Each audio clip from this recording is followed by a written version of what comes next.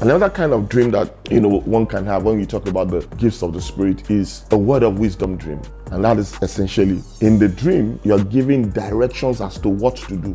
This is the kind of thing that we saw, in the example of Joseph in the book of Genesis, when Pharaoh, was told about the 7 years of famine and blah, blah, blah, and all of that. That is actually a word of wisdom dream. This is when you are told what to do in a dream. And I remember an incident when I was in business. I was doing a business. I had a publishing business. And I had a dream where I saw some mouths. I just saw some mouths, faces, eating more than, some others, something to that effect. And I woke up and the mouths I saw was actually in my office. And I was like, what does this mean? It was like heads were eating more than there was food. And when I began to think about it, that, okay, this must be a symbolic dream. In the dream, I realized that what was happening here was that God was saying that my overhead was more than my production, my expenditure, and it was clear. And I was actually frustrated and burdened that, look, I'm paying using my personal income to pay my staff. I had 2 or 3 staff at the time. What I felt the Lord was saying was that I wasn't ready to have an office yet. So I moved back into my garage. I moved back